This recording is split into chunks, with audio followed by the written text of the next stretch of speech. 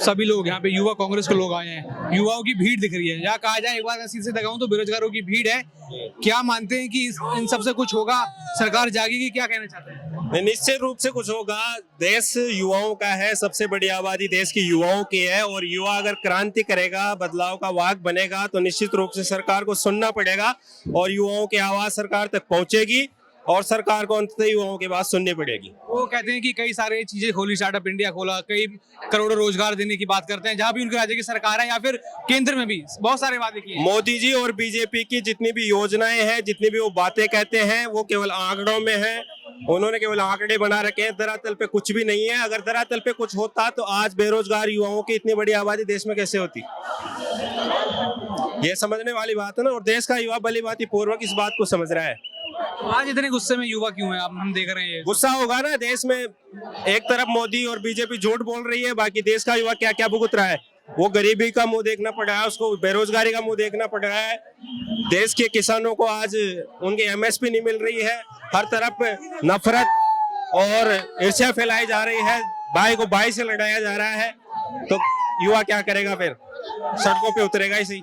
तो क्या मोदी सरकार ने चाहे किसान हो, महिला हो, युवा हो, सबको सड़क पे ला दिया है? बिल्कुल। आप किसान की बात कर लीजिए, महिलाओं की बात कर लीजिए, युवाओं की बात कर लीजिए, सबके सब आज जो देश की दुर्गम स्थिति है उस दौर से गुजर रहे हैं। बेरोजगारी चरम सीमा पे है, किसानों के लिए महंगाई चरम सीमा पे है, किसानों को खाद, बीज, तेल, पानी टाइम समय पे नहीं मिल पा रहा है। और महिलाओं की आप बात करें तो महिला उत्थान के लिए किसी प्रकार ये सरकार ने कोई ऐसा कोई ठोस कदम नहीं उठाया है। अभी खबर आई है सांसदों की जो सैलरी और जो उनकी पेंशन है उसमें वृद्धि हुई है, लेकिन इस तरफ हम देख रहे हैं कि युवा अपने रोजगार के लिए वो कर रहे हैं। क्या देखते हैं? तो देश की जो मुख्य बिंदु है वो युवा है। आने वाले देश को युवा संभालेंगे। आप अगर युवाओं को अभी प्रोत्साहित नहीं करोगे तो आने वाले देश का क्या भविष्य होगा? देश का भविष्य कौन है? युवा ही तो है। तो युवाओं को मुख्य धारा में रख के इस सरकार को काम करना होगा।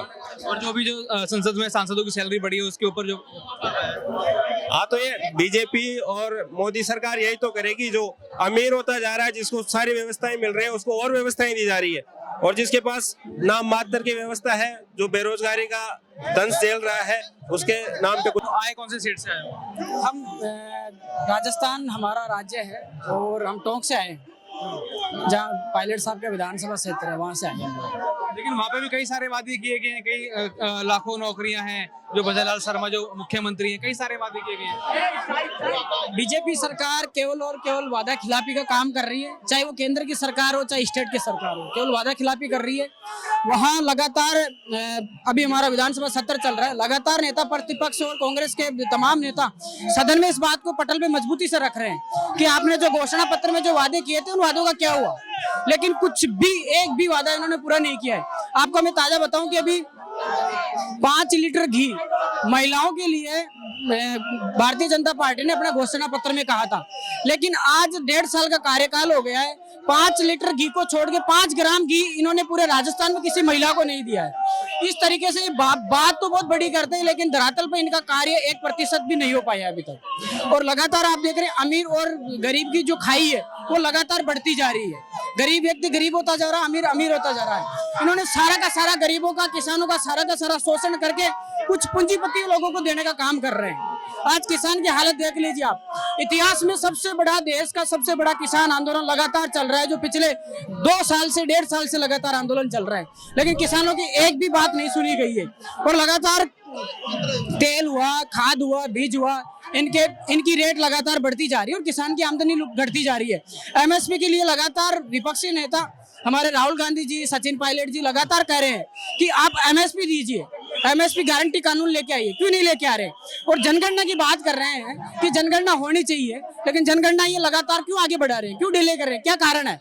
और आप इस बात को अगर संसद में उठाया जाता है और संसद में रखते हैं तो तमाम नेता जो इसको जिम्मेदार है वो भी बयान से भागते हैं, कोई बात नहीं करते हैं, कोई सदन में कोई चर्चा नहीं होती है, सारे की सारी चीजें थोपी जा रही है, जो कि इस देश के लोकतंत्र के लिए बिल्कुल हानिकारक है। और आने वाले समय में स्थितियां और खराब होगी और बेरोजगारी चरम सीमा पर है और ये कभी भी विस्फोट हो सकता है। आज आप देख रहे हैं तमाम इस 40-45 डिग्री के अंदर तमाम युवा सड़कों पे उतर रहा है, अपने हक और अधिकार की बात कर रहा है और सरकार को जू तक नहीं रेंग रही है। तो आज हम युवा भारतीय युवा कांग्रेस के नेतृत्व में आज संसद घेराव करने आए हैं। जिस तरफ से ये केंद्र में बैठी बीजेपी की सरकार आज युवाओं को कुचलने की प्रयास कर रही है।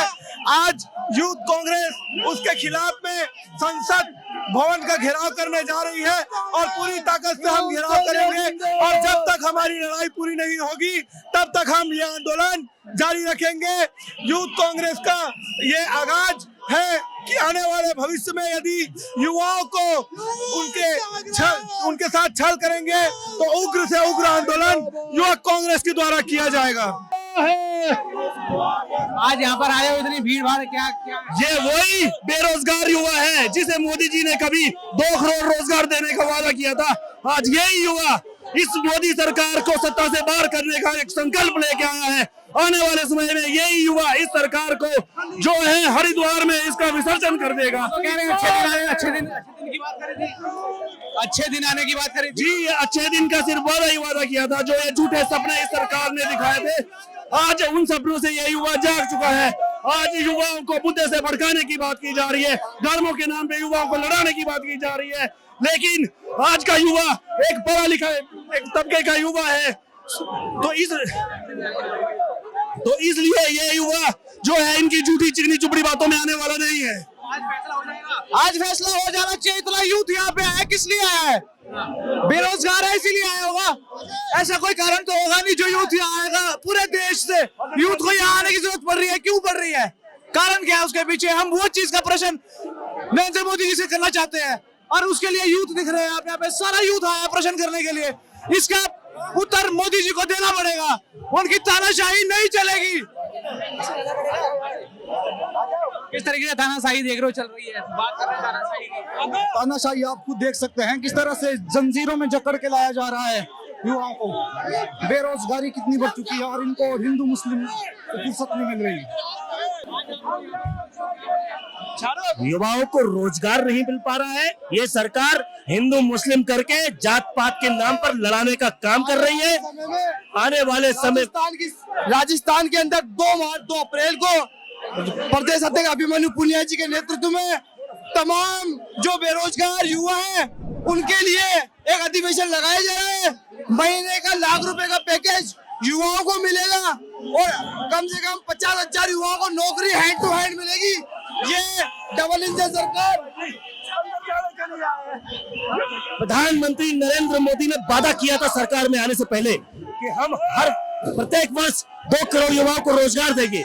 मैं पूछना चाहता हूँ कि आज 20 करोड़ युवाओं को रोजगार मिलना चाहिए था, आज रोजगार छीनने का काम किया है मोदी ने।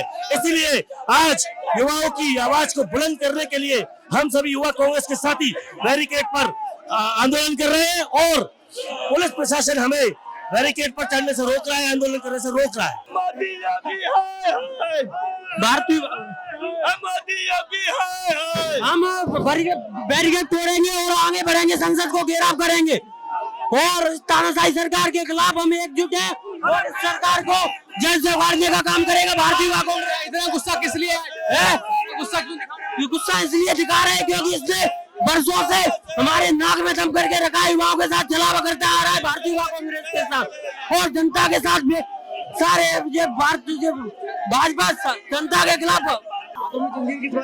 हाथों में जंजीर ये उस प्रधानमंत्री की नकारात्मक दृष्टिकोण के लिए है जिसमें मेरे भाई विदेश में कमाने गए थे और उनको हथकड़ियां लगाकर वापस देश में फेंका गया।